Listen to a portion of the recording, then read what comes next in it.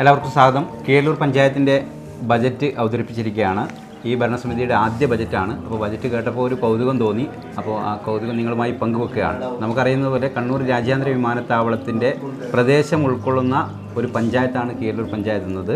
അതുകൊണ്ട് സ്വാഭാവികമായും ആളുകൾ ശ്രദ്ധയോടെ നോക്കുന്ന ഒരു പഞ്ചായത്ത് കൂടിയാണ്. ഏറ്റവും കൂടുതൽ പഞ്ചായത്ത് പ്രസിഡന്റ് ആമുഖ ഭാഷണത്തിൽ പറഞ്ഞ പോലെ ഏറ്റവും കൂടുതൽ വികസനം നടക്കുന്ന ഒരു പഞ്ചായത്താണ് കീഴല്ലൂർ പഞ്ചായത്ത്. അപ്പോൾ ഏറ്റവും കൂടുതൽ വികസനം നടക്കുക എന്ന് പറയുമ്പോൾ ഏറ്റവും കൂടുതൽ ജാഗ്രതയോടെ മുന്നോട്ട് പോകേണ്ട ഒരു പഞ്ചായത്ത് കൂടിയാണ് കീഴല്ലൂർ പഞ്ചായത്ത് എന്ന് പറയുന്നത്. അപ്പോൾ അതിനകത്ത് അടിസ്ഥാന വിഭാഗത്തെ കൂടി ചേർത്ത് പിടിച്ച ഒരു ബജറ്റാണ് പഞ്ചായത്ത് അവതരിപ്പിച്ചത്. പ്രസിഡന്റ് ഏറ്റവും കൂടുതൽ ശ്രദ്ധേയമായ ഒരു ബജറ്റായി തോന്നി. വികസനം ഏറ്റവും കൂടുതൽ നമ്മൾ വേണ്ടെന്ന് വെച്ചാലും വന്നുകൊണ്ടിരിക്കുന്ന ഒരു രീതിയാണ് തുടർന്ന് അങ്ങോട്ട് ഉണ്ടാവുക. എങ്ങനെയാണ് ഈ വിമാനത്താവളത്തോട് ചേർന്നൊരു പഞ്ചായത്തിൻ്റെ രീതിയിലുള്ള പ്രവർത്തനം? കണ്ണൂർ വിമാനത്താവളത്തെ ബന്ധപ്പെട്ടുകൊണ്ടുള്ള വലിയ തോതിലുള്ള വികസന സാധ്യതകളുള്ള പഞ്ചായത്താണ് കീഴല്ലൂർ പഞ്ചായത്ത്. അതിൽ വികസനത്തിൻ്റെ വലിയ നേട്ടമുണ്ടാകുമ്പോൾ തന്നെ ചെറിയ ചെറിയ വികസന പ്രശ്നങ്ങളും നമ്മൾ അഭിമുഖീകരിക്കുന്നുണ്ട്, നിങ്ങൾക്കെല്ലാം. അപ്പോൾ ഈ വികസന നേട്ടങ്ങളെ സമഗ്രമായി പഠിച്ച് അതിനനുസരിച്ച നിലയിലുള്ള പദ്ധതികൾ ഉണ്ടാവണം എന്നാണ് പഞ്ചായത്ത് ഭരണസമിതി ആഗ്രഹിച്ചത്. ബഡ്ജറ്റ് നിങ്ങൾ കേട്ടതാണ്. ഒരു പരിധി വരെ ആ നിലയിൽ തന്നെ ഈ ബഡ്ജറ്റിനകത്തുള്ള എല്ലാ കാര്യങ്ങളും വന്നു എന്നുള്ളതാണ് നമ്മുടെ അഭിപ്രായം. വേറൊരു കാര്യം, പിന്നെ ഇതിനകത്ത് മറ്റൊരു കാര്യം ശ്രദ്ധിച്ചത്, നമ്മൾ പതിവിൽ നിന്ന് വിഭിന്നമായി ഈ ബജറ്റിനകത്ത് ഇപ്പോൾ ഇല കൃഷിക്ക് വലിയ സാധ്യതയുണ്ട്. നമ്മുടെ വാഴയില കൃഷിക്ക് ഭയങ്കരമായ സാധ്യതയുണ്ട്. നമ്മുടെ സമീപത്തൊന്നും ഇല്ലാന്ന് തോന്നുന്നു. ഒരുപാട് ചെറുപ്പക്കാർ അങ്ങനെ ഒരു ആലോചന നടത്തുന്നുണ്ട്, എവിടെ നിന്നാണ് ഇത് കൊണ്ടുവരിക എന്നുള്ളത്. അപ്പോൾ ആ സമയത്താണ് ഈ ബജറ്റ് കേട്ടപ്പോൾ അതിലൊരു കൗതുകം തോന്നിയത്. എത്രത്തോളമാണ് അതിൻ്റെ സാധ്യത, എങ്ങനെയാണ് അത് ആദ്യം പദ്ധതി ഉണ്ടാക്കുമ്പോൾ അതിൻ്റെ തയ്യാറെടുപ്പ് എന്താണ്? നമ്മൾ ഈ പദ്ധതി ഒരു വാഴയില കൃഷി മാത്രമല്ല ഉദ്ദേശിക്കുന്നത്. വാഴയില കൃഷി വളരെ പ്രധാനപ്പെട്ടത്. മധുര 16 എന്ന പേരിൽ 16 വാർഡുകളിലും വ്യത്യസ്തങ്ങളായിട്ടുള്ള കൃഷി നടത്തണമെന്നാണ് ആലോചിക്കുന്നത്. അതിൽ ഏറ്റവും പ്രധാനമാണ് നിങ്ങൾ സൂചിപ്പിച്ചിട്ടുള്ള വാഴയില കൃഷി എന്ന് പറയുന്നത്. അപ്പോൾ അത് നമ്മൾ മറ്റു ചില ജില്ലകളിൽ പോയി മനസ്സിലാക്കിയിട്ടാണ് ഈ പദ്ധതി കൊണ്ടുവന്നിട്ടുള്ളത്. എന്ത് തന്നെയായാലും നമ്മളെ പഞ്ചായത്തിനകത്തുള്ള എല്ലാ ഹോട്ടലുകളിലും കല്യാണ വീടുകളിലും എല്ലാം കൊടുക്കാൻ വേണ്ടി പറ്റുന്ന നിലയിലേക്ക് അത് ഉൽപ്പാദിപ്പിക്കപ്പെടുന്ന സ്ഥലം നമ്മൾ കണ്ടെത്തിയിട്ടുണ്ട്. നമ്മൾ ഗ്രൂപ്പുകൾ രൂപീകരിച്ചുകൊണ്ട് ആ ഗ്രൂപ്പുകളുടെ കർഷക ഗ്രൂപ്പ് ഉണ്ടാവുമല്ലോ, കർഷക ഗ്രൂപ്പുകൾ രൂപീകരിച്ചുകൊണ്ട് ആ ഗ്രൂപ്പുകളുടെ നേതൃത്വത്തിൽ ഈ 16 വാർഡിനകത്തും വ്യത്യസ്തങ്ങളായിട്ടുള്ള കൃഷി രീതിയാണ് നമ്മൾ ഉദ്ദേശിക്കുന്നത്. അതിലേറ്റവും പ്രധാനപ്പെട്ടതാണ് വാഴയില കൃഷി സംഘടിപ്പിക്കുക, വാഴയിലക്ക് വേണ്ടി വാഴക്കൃഷി സംഘടിപ്പിക്കുക എന്നുള്ള പദ്ധതി. മറ്റൊന്ന്, കുട്ടികളിൽ കോഴി വളർത്തൽ പരിശീലനം. അത് സ്വാഭാവികമായിട്ടും അതിനകത്തൊരു സ്നേഹം കൂടിയുണ്ട്. നമ്മളൊരു കുഞ്ഞു കോഴിനെ കാണുമ്പോൾ കുട്ടികൾക്ക് ഉണ്ടാകുന്ന മാനസികമായ ഒരു സന്തോഷം കൂടി അതിനകത്തുണ്ട്.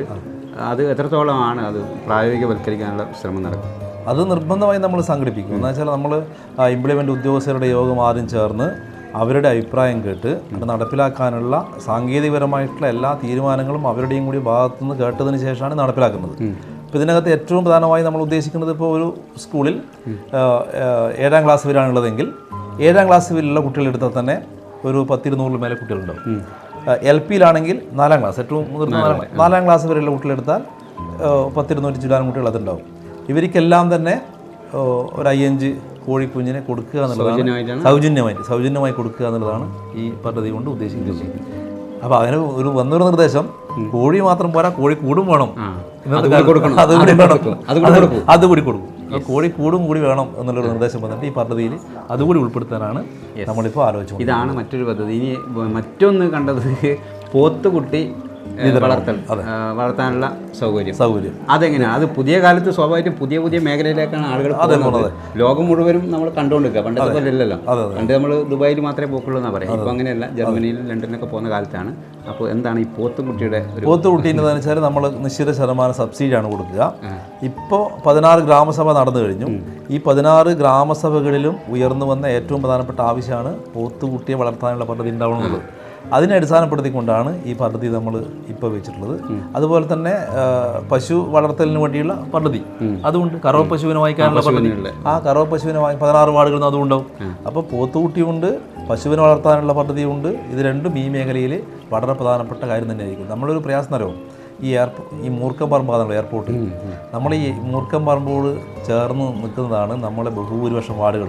ഒരു കാലത്ത് ഈ മൂർക്കം പറമ്പായിരുന്നു നമ്മളെ ഏറ്റവും പ്രധാനപ്പെട്ട പശുവിനെ വളർത്തുന്നവർക്കും കളിക്കുന്നവർക്കും എല്ലാം സ്ഥലം ഉൾപ്പെടെ കോഴി ഫാം ഉൾപ്പെടെ. അപ്പോൾ ഇതെല്ലാം നശിച്ചുപോയി. നശിച്ചുവിനെ വികസനത്തിന് വേണ്ടി ഏറ്റെടുത്തു. സ്വാഭാവികമാണല്ലോ. അപ്പോൾ ഇതിൻ്റെ ഭാഗമായി കർഷകരെ സംബന്ധിച്ച് കർഷകർ ഈ മേഖലയിൽ നിന്നെല്ലാം പുറകോട്ട് പോയി. അപ്പോൾ അവരെ തിരിച്ചു കൊണ്ടുവരാനുള്ള ഒരു പദ്ധതി എന്ന നിലയിലാണ് ഈ 2 പദ്ധതികളെ നമ്മൾ കാണുന്നത്. അപ്പോൾ എന്തായാലും പഞ്ചായത്തിനകത്തൊരു 10-30 ക്ഷീര കർഷകർ വരുമല്ലോ ഇതുമായി ബന്ധപ്പെട്ടുകൊണ്ട്. അപ്പോൾ പാൽ സൊസൈറ്റികൾക്ക് ഒരു ഗുണമാണ്. നമുക്ക് നമ്മളെ പഞ്ചായത്തിൽ തന്നെ പാല് കിട്ടുന്ന ഒരു സാധ്യതയുണ്ടാവും. അപ്പോൾ ഇതാണ് ആ പദ്ധതി കൊണ്ട് നമ്മൾ ഉദ്ദേശിക്കുന്നത്. ഈ പദ്ധതികളൊക്കെ നടന്നു വരുമ്പോൾ ഇവരൊക്കെ തിരക്കിലേക്ക് പോകും. ഈ പറയുന്ന ആളുകളൊക്കെ ഈ തിരക്കിലേക്ക് പോകുന്ന സമയത്ത് പാലിയേറ്റീവ് രംഗം സജീവമാകേണ്ടതുണ്ട് എന്നുള്ള തിരിച്ചറിവ് ഇവർക്കുണ്ട്. കാരണം ആളുകളൊക്കെ ഇവരൊക്കെ തിരക്കി പോകുമ്പോൾ അതിനു വേണ്ടിയുള്ള ആളുകൾ പുറത്ത് നിൽക്കണം. അതിനു വേണ്ടിയുള്ള ഒരു ടീമിനെ കൂടി ഈ ബജറ്റിനകത്ത് പറയുന്നുണ്ട്. അതെങ്ങനെയുണ്ട് നമ്മുടെ പാലിയേറ്റീവ് പദ്ധതി എന്ന് നമ്മൾ ഉദ്ദേശിക്കുന്നത്? ഒന്ന്, വളരെ പ്രധാനമായി ശ്രദ്ധിക്കേണ്ടുന്ന തദ്ദേശഭരണ സ്ഥാപനങ്ങളിൽ ഗ്രാമപഞ്ചായത്തുകൾ ശ്രദ്ധിക്കുന്ന ഏറ്റവും പ്രധാനപ്പെട്ട മേഖലയാണ് പെയിൻ ആൻഡ് പാലിയേറ്റീവ് മേഖല. നമ്മളിപ്പോൾ നമ്മളെ വളണ്ടിയർമാരുണ്ട്, സന്നദ്ധ സംഘടനകളുടെ സഹായം ഇതിനകത്ത് നമുക്ക് ലഭിച്ചുകൊണ്ടിരിക്കുന്നുണ്ട്. വളണ്ടിയർമാരുണ്ട്, ആശാപ്രവർത്തകരുണ്ട്, PSCക്ക് നല്ലൊരു ടീം ഇതിനകത്ത് ഇടപെടുന്നവരുണ്ട്. നമ്മുടെ സ്റ്റാൻഡിംഗ് കമ്മിറ്റി ചെയർമാൻ ഇപ്പോൾ നമ്മളെ കൂടി ഉണ്ടല്ലോ, ആരോഗ്യ വിദ്യാഭ്യാസ സ്റ്റാൻഡിംഗ് കമ്മിറ്റി ചെയർമാരുണ്ട്. അവർ പ്രത്യേകമായിട്ടുള്ള മാസാമാസമുള്ള അവലോകനമുണ്ട്. അപ്പോൾ ഇതിനപ്പുറത്തേക്ക് ഒരു ഫിസിയോതെറാപ്പി യൂണിറ്റ് ഭിന്നശേഷി ഉൾപ്പെടെ ഉൾപ്പെടുത്തിക്കൊണ്ട് എല്ലാവർക്കും അപ്പോൾ കിടപ്പ് രോഗികളുണ്ടല്ലോ അവർക്ക് വേണ്ടിയുള്ള ഒന്ന് ഈ മേഖലയിൽ ഒരു ദിവസം നമുക്ക് വീട്ടിൽ പോയി ചെയ്യാൻ ഏറ്റവും ചുരുങ്ങിയത് 500 രൂപ വേണം ഒരു മാസത്തേക്ക്. അതുമാത്രം വലിയ പൈസയില്ലേ. പല കുടുംബങ്ങളെ സംബന്ധിച്ചും ഏകദേശം 5000-ഓളം രൂപ ഒരു മാസം ചിലവാണ്. അപ്പോൾ അതൊരു ഇടപെടുന്നതിന് വേണ്ടി ഈ നിർബന്ധമായും ഈ മേഖലയിലുള്ള തെറാപ്പി വേണം എന്ന് ഡോക്ടർമാർ പറഞ്ഞെങ്കിലും ചെയ്യാൻ വേണ്ടി പറ്റാത്ത കുടുംബങ്ങളുണ്ട്. അത്തരം കുടുംബങ്ങളെ ആശ്വസിപ്പിക്കുന്നതിന് വേണ്ടി ഒരു പദ്ധതി സൗജന്യമായി ചെയ്യാവുന്നതാണ് നമ്മൾ ഉദ്ദേശിക്കുന്നത്. അപ്പോൾ അതുകൂടി മാതൃകയാണെന്നാണ് നമ്മൾ അത് സൗജന്യമായ സേവനമാണ്. നമുക്കറിയാം ഈ ഫിസിയോതെറാപ്പി എന്ന് പറയുന്നത് നമ്മുടെ ജീവിതത്തിൻ്റെ ഭാഗം തന്നെയായി മാറി. ചെറിയൊരു പരിക്കേൽക്കുമ്പോൾ തന്നെ ഫിസിയോ ചെയ്യണമെന്ന് പറയാറുണ്ട്. നമ്മൾ ഒരുപാട് സംരംഭവും നമ്മുടെ നാട്ടിലൊക്കെ ഉണ്ട് ഇത്തരത്തിൽ. അതിന് കൂടെ തന്നെ പാവപ്പെട്ട ആളുകൾക്ക് സൗജന്യമായി ലഭിക്കേണ്ട അർഹതപ്പെട്ട ആളുകൾക്ക് അവരുടെ അവകാശമാണത്. ആ അവകാശം നേടിയെടുക്കാൻ വേണ്ടി പഞ്ചായത്ത് കൂടെ ഉണ്ടാവും. ഇനിയിപ്പോൾ ഇതൊക്കെ കഴിയുമ്പോൾ സ്വാഭാവികമായിട്ട് ഇവരൊക്കെ ഈ ജോലിയൊക്കെ ചെയ്തു വരുമ്പോൾ പ്രായമാവും. അപ്പോൾ അവർ വയോജനമായി മാറുന്ന സമയത്ത് അതിനെക്കൂടി സംരക്ഷിക്കാനുള്ള ഉത്തരവാദിത്വം ഒരു ഭരണാധികാരികൾ എന്ന നിലയ്ക്ക് ഇവരുടെ ഉത്തരവാദിത്വം തന്നെയാണ്. ആ ഉത്തരവാദിത്വം കൂടുതൽ ഏറ്റവും പ്രധാനപ്പെട്ടതാണ് നമ്മുടെ കളിക്കളം നിർമ്മാണം. കുറച്ച് കായിക ശേഷി ആരോഗ്യ മേഖലയിലുള്ള വളരെ പ്രധാനപ്പെട്ട കാര്യങ്ങളുണ്ട്. ഒന്ന്, കളിക്കളം നിർമ്മാണമുണ്ട്. അത് ബഹുജന പങ്കാളിത്തത്തോടു കൂടി കളിക്കളം നിർമ്മിക്കുക. 50% നാട്ടുകാർ ഫണ്ട് കണ്ടെത്തുക, 50% അപ്പോൾ പഞ്ചായത്ത് കണ്ടെത്തും. അപ്പോൾ അത് വളരെ പ്രധാനപ്പെട്ടതാണ്. അപ്പോൾ അതിൻ്റെ കൂടെ സ്വകാര്യ പങ്കാളിത്തം വ്യക്തികളുടെ സഹായത്തോടു കൂടി നിർമ്മിക്കുക. അതിൻ്റെ കൂടെ വായനശാലകളെ ചേർത്ത് പിടിക്കുക. വായനശാലകൾക്ക് ആവശ്യമായിട്ടുള്ള ഫർണിച്ചറും ഉപകരണങ്ങളും നൽകുക. അങ്ങനെ ആ മേഖലയും കൂടി ഉൾപ്പെടുത്തിക്കൊണ്ടുള്ള കാര്യങ്ങളാണ് നമ്മൾ ആലോചിച്ചുകൊണ്ടിരിക്കുന്നത്. അപ്പോൾ ഇനി വയോജനങ്ങളിലേക്ക് കടന്നാൽ ഈ ആരോഗ്യമുള്ള മനുഷ്യനും പ്രായമാവും. അതെ, അപ്പോൾ വയോജന മേഖലയിലുള്ള പദ്ധതിയാണ് പറയുന്നത് പകൽ വീട്. പകൽ വീട് ഒരു വളരെ പ്രധാനപ്പെട്ട ഒരു പദ്ധതിയായി നടപ്പിലാക്കാൻ വേണ്ടി പറ്റും എന്നാണ് നമ്മൾ പ്രതീക്ഷിക്കുന്നത്. പകൽ വീട് പ്രഖ്യാപിച്ചപ്പോൾ തന്നെ ഇപ്പോൾ നമ്മൾ നാരായണ മാഷ് ഇവിടെ ഇരിക്കുന്നുണ്ട്. നാരായണ മാഷ് അപ്പോൾ തന്നെ എഴുന്നേറ്റ് പറഞ്ഞു, സ്ഥലം ഞങ്ങളെ സംഘടനയുടെ വക എന്ന് പറഞ്ഞു. 5 സെന്റ് സ്ഥലം, അവിടെ ഒരു വായനശാല, ഒരു സാംസ്കാരിക സ്ഥാപനം എടയന്നൂര് അപ്പോൾ തന്നെ പ്രഖ്യാപിച്ചു. അതുകൊണ്ട് നമ്മളെ സ്വപ്ന അല്ലേ, സ്വപ്ന ആർട്സ് അവരുടെ വക ഒരു 5 സെന്റ് സ്ഥലം അപ്പോൾ പ്രഖ്യാപിച്ചു. അപ്പോൾ അങ്ങനെ ആൾ വരുന്നുണ്ട്. അപ്പോൾ എന്താ, ഏറ്റവും ആദ്യത്തെ കൊല്ലത്ത് തന്നെ വാർഷിക പദ്ധതിപ്പെടുത്തി പകൽ വീട് നമ്മൾ നിർമ്മിക്കും. പിന്നെ അതുപോലെ തന്നെ ഇവരൊരു സംഗമം പഞ്ചായത്ത് അടിസ്ഥാനത്തിൽ മിണ്ടിയും പറഞ്ഞു. അപ്പോൾ ഇന്നലെ വെള്ളിയാമ്പറമ്പ് കണ്ടില്ല പരിപാടി, എന്തൊരു സന്തോഷപ്രദമായ പരിപാടി അത്. അപ്പോൾ നിർബന്ധമായി ഇന്നത്തെ കാലത്ത് അനിവാര്യമായിട്ടുള്ള പദ്ധതിയായിട്ടാണ് ഭരണസമിതി കാണുന്നത്. ആ പദ്ധതി നടപ്പിലാക്കുന്നതിന് വേണ്ടി നമ്മൾ ആലോചിച്ചിട്ടുണ്ട്. അപ്പോൾ ഇതിനെ അകത്ത് കായികത്തിനും അതേപോലെ ഈ വയോജന പദ്ധതിക്കും പൊതുജനങ്ങളുടെ പിന്തുണ വേണം. അതിന് ഇപ്പോൾ ഈ കാണുന്ന ആളുകൾ കൂടി ഇങ്ങോട്ട് വേണമെങ്കിൽ നമുക്കൊരു ശുപാർശയൊക്കെ വെക്കാം. നമ്മുടെ സ്പൈസിൽ നിങ്ങൾക്ക് ഉപയോഗപ്പെടുത്താമെന്ന് പറഞ്ഞാൽ അത് പഞ്ചായത്ത് അതിനോടൊപ്പം ബാക്കി പൈസ ഇവരിട്ട് കൈകാര്യം ചെയ്യും എന്ന് ഓർമ്മിപ്പിക്കുകയാണ്. ഇനി ഇതെല്ലാം പൂർണ്ണമായി. ഇനി ലാസ്റ്റത്തെ ഒരു ചോദ്യം കൂടിയാണ്. ഇപ്പോൾ ഈ ചെറുപ്പക്കാരെയും ഇവരൊക്കെ കൈ കോർത്ത് പിടിച്ച് ഇങ്ങനെ വന്ന് നിൽക്കുന്ന സമയത്താണ് ഈ വയോജനങ്ങൾക്കവിടെ ഇരിക്കുമ്പോൾ യുവാക്കളോടൊപ്പം ഒന്ന് ഹാപ്പി ആവാനുള്ളൊരു അവസരം വേണം.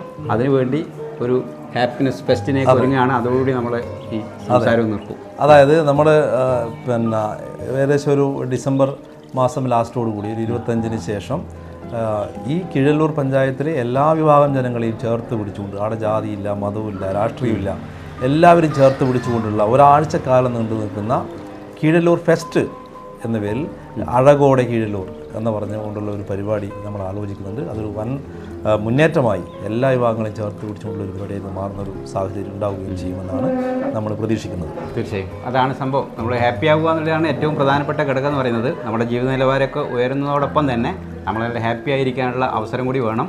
അതുകൂടി ചെയ്തു വെക്കുകയാണ്. അതും ഡിസംബർ 31 കഴിയുന്ന രീതിയിലാണ് ചെയ്യുക. അപ്പോൾ വർഷാവസാനത്തോടെ ഹാപ്പിയായി 1-ാം തീയതി നല്ല ഉണർവോടുകൂടി ഹാപ്പിനെസ്സോടുകൂടി എഴുന്നേൽക്കാനുള്ള അവസരമാണ് പഞ്ചായത്ത് ഒരുക്കുന്നത്. അങ്ങനെ മനോഹരമായൊരു ബജറ്റാണ്. എത്രത്തോളമാണ് പ്രായോഗികമായി നടക്കുക എന്നറിയില്ല, പക്ഷേ നടക്കട്ടെ എന്ന് ആശംസിക്കുകയാണ്. മികച്ച ബജറ്റിനെ നമുക്ക് അതിനോടൊപ്പം കൂടെ നിൽക്കാം എന്ന് ഓർമ്മിക്കുകയാണ്. നമ്മുടെ ക്യാമറ ചെയ്യുന്നത് അനിൽ മട്ടനാണ്. വീണ്ടും മറ്റൊരു കാണാം. നമ്മുടെ കൂടെയുള്ളത് സ്റ്റാൻഡിംഗ് കമ്മിറ്റി ചെയർമാന്മാരും വൈസ് പ്രസിഡൻ്റും ഒക്കെയാണ്. എല്ലാവർക്കും സ്നേഹം, നന്ദി. Okay, thank you. സത്യം പറഞ്ഞ ടോപ്പ് എത്തിയപ്പോഴാണ് എനിക്കൊരു ആശ്വാസമായത്. എന്ത് രസമായിട്ടാ ഒക്കെ ഒരുക്കിയിരിക്കണേ. ഷോറൂം എന്നൊക്കെ പറഞ്ഞാൽ ഇങ്ങനെ ഇരിക്കണം, സിമ്പിൾ ആൻഡ് എലഗന്റ്. കറക്റ്റ്. അവിടുത്തെ ഓരോ ആഭരണങ്ങളും പോലെ എലഗന്റ് അല്ലേ അമ്മ? അപ്പോ മോൾക്ക് മൊത്തത്തിൽ ഇഷ്ടമായിന്നാണ് അർത്ഥം അല്ലേ? എന്തോ ഒരു സംശയം. ടോപ്കോ എനിക്ക് ടോട്ടലി ഇഷ്ടമായി. മാത്രമല്ല അവരുടെ customer approach, it's really commendable. Topco Jewelry, Talisheri Road, Mattanur.